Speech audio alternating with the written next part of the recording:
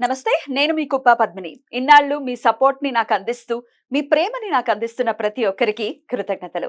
ఇప్పుడు చూడబోతున్న ఈ వీడియో కూడా ఖచ్చితంగా మీకు ఉపయోగపడుతుంది. లైక్, షేర్ అండ్ సబ్స్క్రైబ్ చేసి మీ ఇష్టాన్ని, అలాగే మీ సపోర్ట్‌ని నాకందించండి. అలాగే ఈ వీడియో పట్ల మీ అభిప్రాయాన్ని కామెంట్ సెక్షన్‌లో కామెంట్ చేసి నాకు తెలియచేయండి. నమస్తే. నమస్తే. Welcome to our channel. నేను పద్మిని. ప్రస్తుతం మనతో పాటు ప్రముఖ ఆధ్యాత్మికవేత్త, astrologer, numerologist, gemmologist, tarot card reader, what not Tanishq గారు మనతో పాటు ఉన్నారు. మాట్లాడదాం. తనిష్క గారు నమస్తే అండి. నమస్తే మా. ఇంట్లో దుష్ట శక్తి అనేది ఉంది అనేది తెలుస్తుంది ఖచ్చితంగా. రకరకాల సిమ్టమ్స్ వాటిల్ని చూపిస్తూ ఉంటుంది అనేది అవును. నిష్ణాతులు చెప్తూ ఉంటారు.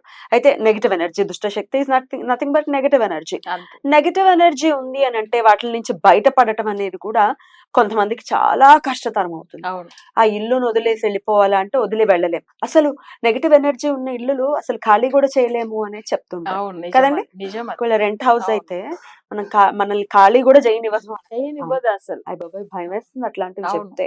ఎట్లా అండి ఇంత ఈ పరిస్థితి? ఇది బయట వాడికి చెప్తే నవ్వుకునే వాళ్ళు కూడా ఉంటారు. అవును. ఏం మాట్లాడుతున్నావు 2024లో ఉన్నాం ఇంకా ఎవడైనా అనుభవిస్తే వాడికి తెలుస్తుంది. అప్పుడు తెలుస్తదండి. ఎక్స్‌పీరియన్స్ చేస్తేనే కదా! అవును. రైట్. అయితే ఈ సమస్య నుంచి ఇంట్లో ఉన్నటువంటి దాన్ని తరిమి కొట్టేటటువంటి పరిస్థితి ఉందా? ఆల్టర్‌నేటివ్ అంటే మంచి రెమెడీస్ ఏమైనా ఉన్నాయా? మీరు కూడా చక్కటి పూజాది కార్యక్రమాలు కూడా చేయిస్తూ అవును. ఉంటారు. చేయిస్తాం. నరసింహుడికి కూడా చేయిస్తూ ఉంటారు. అవును. చాలా కరెక్ట్. అద్భుతం. చాలా బావుంటుంది. యాహ్! వాటి అవును. గురించి ఒకసారి చెప్తారా? ఓకే మా. యాక్చువల్‌గా చాలా మందిలకి ఏందంటే ఎలా ఇంట్లో అసలు వాళ్ళ దుష్ట శక్తి ఉందని హ్మ్. కనిపెట్టేదంటే కొన్ని ఇళ్లలో హ్మ్. సెదిలు కొడుతూ ఉంటాయి. సో చెదలు పడుతున్నాయంటే? అర్థమైపోతది అక్కడే వాళ్ళకి ఓహ్! ప్రాబ్లమ్ ఉందనేది. అమ్మో! ఓకేనా. ఇంకొకటి ఏందంటే మన బయటొంచి బ్యాట్స్ ఉంటాయి చూడండి. గబ్బిలం అంటారు కదా! గబ్బిలం. గబ్బిలం వచ్చి వెళ్తది. కానీ గబ్బిలంని కొట్టకూడదు. అది హ్మ్. మనకు ఇండికేట్ చేస్తుంది. మీకు సమస్య రాబోతుంది. హ్మ్. చాలా ఎక్కువ కేర్ తీసుకొని హుషారుగా ఉండండి అని చెప్తుంది మనకి అంతే. హెల్ప్ చేస్తుంది హెల్ప్ అంతే. చేస్తుంది. అది చాలా మంచిది. హ్మ్. దాని అందరూ అది వస్తే మంచిది కాదు, వస్తే మంచిది కాదంటే హ్మ్. అది వచ్చి మనకు చెప్పేసి వెళ్తుందన్నమాట. హ్మ్. మనని మంచిగా ఉండమని చెప్పి. యాహ్! సో, ఆ ఒక విషయం అది మనం చూడాలి. ఓకే. నెక్స్ట్ వచ్చి ఇంట్లో ఎప్పుడు ఒక నీచ్ స్మెల్ అంటే ఏదో ఒక స్మెల్ అస్సలు బ్యాడ్ స్మెల్. బ్యాడ్ స్మెల్ అస్సలు ఉంటూనే ఉంటాయి కొన్ని అంటే ఇళ్లలో. మనం అక్కడేమి చెడ్డవేమి లేవు. అంటే పాడైపోయిన వస్తువులు లేవు. కానీ స్మెల్ వస్తుంది. స్మెల్ ఒస్తది ఒకటి. సో, ఇది ఒకటి అమ్మ అర్థమైపోతది. బాబోయ్! ఇంకొకటి పూజలు వాళ్ళ ఇంట్లో నార్మల్‌గా దీపం వెలిగించి పూజలు చేయనే ఇవ్వదు. హ్మ్. ఊరికే ఏదో గొడవలు పూజలు చేస్తున్నప్పుడంతా. హ్మ్. సో, అక్కడే అర్థమైపోతది. హ్మ్. పూజలు దేవుడిది మనం మామూలుగా రెగ్యులర్ చిన్న పూజనే దీపం వెలిగించి జస్ట్ దేవుడి దగ్గర సంకల్పం చేసుకోవడానికి కూడా ఇవ్వదు. అప్పుడు ఏంది ఓహ్! వాళ్ళకి ఆ దుష్ట శక్తి ఉన్నప్పుడు దేవుడి అనుగ్రహం అక్కడ ఉండదు.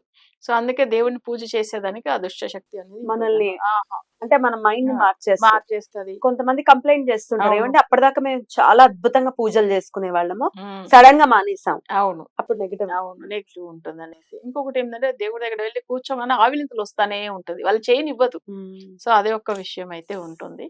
So, okay. ఎప్పుడు ఇంట్లో గొడవలు. ఓకేనా. ఎక్కువ గొడవలైతూ ఉంటుంది. వాళ్ళకి నిద్ర అస్సలు పట్టదు. అక్కడ దుష్టశక్తి ఉంటేనే నిద్రపోనివ్వదసలు వాళ్ళకి.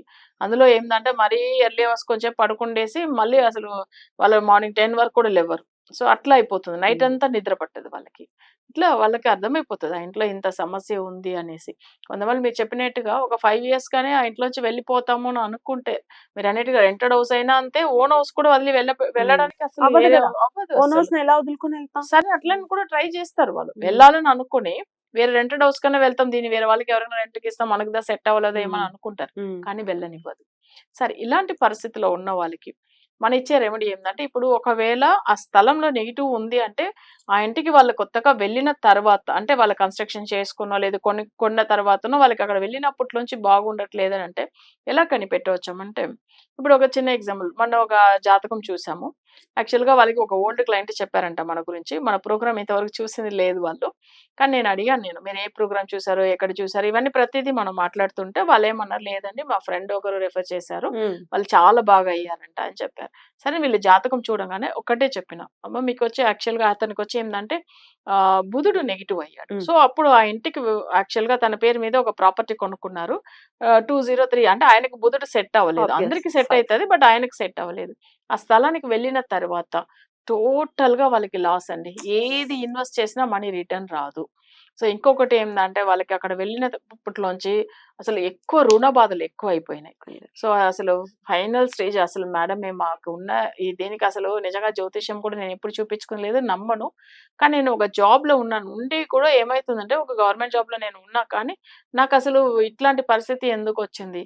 నేను అసలు అంత ముందుగా వేరే హౌస్‌లో ఉన్నప్పుడు నాకు మంచిగా ఇన్‌కమ్ వచ్చేది. నేను ఏది ఇన్వెస్ట్ చేశానో అది నాకు మంచి ప్రాఫిట్ వచ్చేది. ఇక్కడికి వచ్చిన తర్వాత. అయితే వాస్తు బాగలేదని చెప్పి మీరు వాస్తు పండిట్‌ని కూడా తీసుకొచ్చి చూపించి ఉంటారు. కానీ వాస్తు 100% ఉండి ఉంటది. అదైతే కరెక్టా అని నేను అడిగాను. అవును మేడం మీరు చెప్పింది నిజమే. వాస్తులో ఎక్కడ దోషమే లేదని అంటున్నారు. వచ్చిన వాళ్ళందరూ ఇల్లు చాలా బాగుంది అని అంటున్నారు. అయితే మీరు ఒక్కరే కరెక్ట్ చెప్పారు మేడం. ఇంటికొచ్చిన తర్వాతనే అంటే వాళ్ళ బాబు కూడా చనిపోయాడు ఆ ఇంటికొచ్చిన 3 మంత్స్ తర్వాత. అంటే ఆయన కొంచెం వేరే హెల్త్ ఇష్యూస్ ఉండేది. కొంచెం సైకాలజికల్ ప్రాబ్లమ్ ఉంది ఆ బాబుకు. తను చనిపోయాడు. సో ఇవన్నీ జరిగినయి అంతా కూడా ఇంటికొచ్చిన తర్వాతనే సాడ్ అండి. సాడ్. అది ఆయన బాధపడాడు. నేనన్నాను ఇలా ఒక పొజిషన్‌లో వాస్తు బాగుంటుందండి. కానీ ఆయనకు నెగెటివ్ అయిపోయిందది. అప్పుడు మీరు చెప్పింది ప్రతీదీ కరెక్ట్. సో అప్పుడు దుష్ట శక్తి అనేది ఆ ఇంటికొచ్చేసింది వీళ్ళు రాంగానే. సరే దీంట్లోంచి బయటపడవాలి కదా! కొన్ని జాతకాలు నేనన్నాను ఆయనకు మాంది గ్రహం అయినప్పుడు తప్పకుండా వశీకరణ పూజలు చేయించే కావాలి. లేకపోతే రిజల్ట్ రాదు. సరే ఒకవేళ వాళ్ళకి నెగెటివ్ ఎఫెక్ట్ లేదు అనుకోండి. సో అప్పుడు మనం చేయించే పూజలు ఎలా ఉంటుందంటే ఇప్పుడు కొంతమందికి ఏంటంటే మనకు నెగెటివ్ ఎఫెక్ట్ ఉన్నప్పుడు నార్మల్ గా వాళ్ళు చేయవలసిన చిన్న రెమెడీ ఒకటి చెప్తాను అది చెయ్యని. ఒకవేళ అది కూడా వాళ్ళకి వర్కౌట్ అవ్వట్లేదు అప్పుడు అంటే జాతకం చూపించుకోవాలి. ఎందుకంటే కొన్ని జాతకాలకు అసలు నెగెటివ్ ఎఫెక్ట్ ఉన్నప్పుడు చూడని కూడా ఇవ్వదు జాతకాలు. వెళ్ళనివ్వదు. ఆబ్వియస్ గా దేవుడి దగ్గరికి వెళ్ళనివ్వట్లేదంటే మరి ఆస్ట్రాలజీ దగ్గర కూడా వెళ్ళనివ్వదు. కామన్. అసలు ఒకవేళ అట్లా వెళ్ళినా కొన్ని జాతకాలుగా నెగెటివ్ ఎఫెక్ట్ కంటిన్యూ అవుతుంది అనేటప్పుడు ఏంటంటే ఒక మంచి ఆస్ట్రాలజీని కూడా కొంతమంది అసలు చాలా వాళ్ళ దగ్గరికి వెళ్ళటం మళ్ళీ డబ్బులు లాస్ చేసుకుని జ్యోతిషం మీద మళ్ళీ వాళ్ళకి విరక్తి వస్తుంది. జరుగుతుంది కదా. ఎగ్జాక్ట్లీ. సో ఇదంతా ఎందుకు చెప్తున్నానంటే వాళ్ళు ఇంత బాగుంది వాస్తు గురించి చెప్పిన వాళ్ళు మరి ఎందుకు అక్కడ ఇంత సమస్య వచ్చింది నేను ఎలా ఏ ఇయర్ నుంచి వాళ్ళకి ఇట్లా జరిగింది అని చెప్పాను. బట్ వాళ్ళు ఎందుకు చెప్పలేకుండా పోయారు. సో అప్పుడు ఎక్కడంటే చక్రం ప్రకారం కనిపెట్టేవచ్చు వాళ్ళకి దేని వల్ల నెగటివ్ జరుగుతుంది అనేసి. సో అప్పుడు ఏమైతుందంటే ఆ స్థలానికి వాళ్ళు వచ్చిన తర్వాతనే ఇలా జరిగింది. సో ఇవన్నీ మనం క్లియర్ గా మనం చెప్పాము. సో వాళ్ళకి నార్మల్ రెమెడీ సెట్ అవ్వదు. వశీకరణ పూజదా చేయాలి అంటే మాంది గురించి చేపివ్వాలి. సో నెక్స్ట్ వచ్చి ఏంటంటే ఇప్పుడు ఇది కూడా మీరు చెప్పేటట్టు మీరు మాంది గ్రహం అంటారు కదా. అవును అవును ఇది కూడా మాంది గ్రహం నుంచే వస్తుందా? వస్తుంది. యాక్చువల్ గా మాంది గ్రహం అనేటప్పుడు చూడండి మనకు వచ్చి చాలా పవర్ఫుల్ గ్రహం కదా అది. సో అది వచ్చి బ్లాక్ మ్యాజిక్ ఉన్నా చూపిస్తుంది. వేరే ఏమన్నా అసలు మనకు నెగటివ్ ఎఫెక్ట్ ఉన్నా చూపిస్తుంది. పితృదోషాల గురించి చూపిస్తుంది. శత్రు బాధల గురించి చూపిస్తుంది. అసలు ఎక్కడ నుంచి నెగిటివ్ వైబ్రేషన్ ఉంది అనేది అసలు ఈజీగా తెలిసిపోతుంది. సో ఆయన జాతక అంటే మాందిని గురించి మనం చూసామంటే వాళ్ళకి ఏం సమస్య ఉంది అనేది అర్థమైపోతుంది. ఓకే. సో అప్పుడు ఏంటంటే దీన్ని పెట్టి మనం కనిపెట్టేసాం. వాళ్ళకి మాంది గ్రహానికి వశీకరణం చేస్తేదా వాళ్ళకి రిజల్ట్ అనేది వస్తుంది. సరే కొన్ని జాతకాలకు మామూలుగా ఒక ఇంటికి వెళ్ళినప్పట్లోంచి వాళ్ళకి బాగాలేదని అనుకోండి.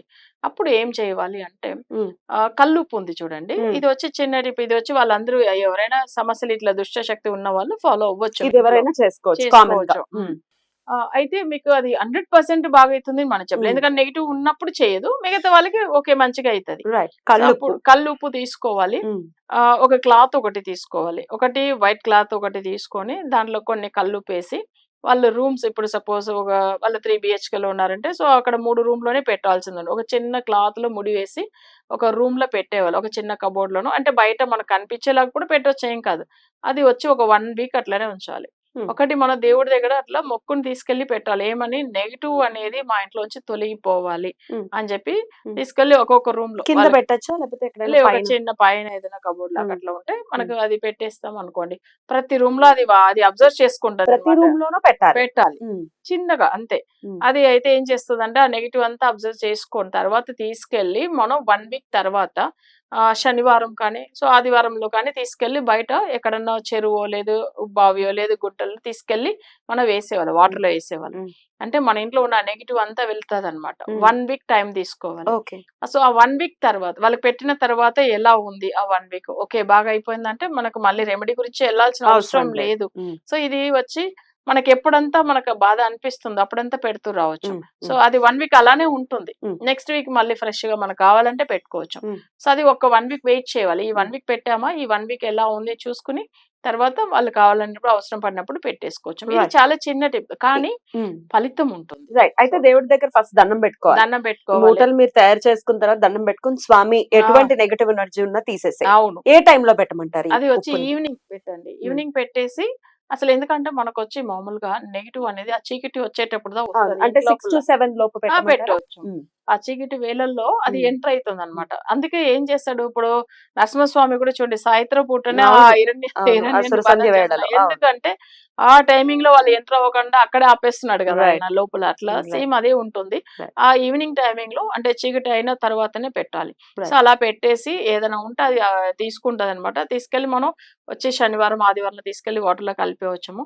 ఇంకొకటి ఏంటంటే ఒక దుష్ట శక్తి ఉంది అంటే ఇంకో ఆ ఇంట్లో నిమ్మపండు ఒకటి తీసుకోవాలి. ఉమ్. నిమ్మపండు తీసుకొని అసలు ఒక చిన్న మన ఏదైనా ఒక ప్లేట్ ఏదైనా పెట్టి దేవుడి దగ్గర మొక్కుని అవి పెట్టాలి. పెడితే మనకు అది వచ్చి నెగిటివ్ ఉంది అంటేనే దానిలో రూపాలు కొన్ని కనిపిస్తది. కలర్ మార్పు మారుతది. ఉమ్. అసలు అది ఏమైతుందంటే మారుతున్నప్పుడు వాళ్ళకి నెగెటివ్ ఉందని కన్ఫర్మ్ అయిపోతుంది అక్కడ. ఉమ్.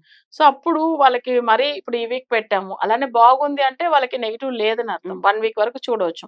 అసలు ఏం లేదని అర్థం. మళ్ళీ అది కలర్ మారుతున్నది లేదా కుళ్ళిపోతుందంటే తప్పక డెఫినెట్ గా చాలా చాలా ప్రశాంతతను తీసుకురావాలి మన వాళ్ళకని మనస్ఫూర్తిగా కోరుకుంటూ చాలా చక్కగా వివరించారండి. కృతజ్ఞతలు. నమస్తే. నమస్తే.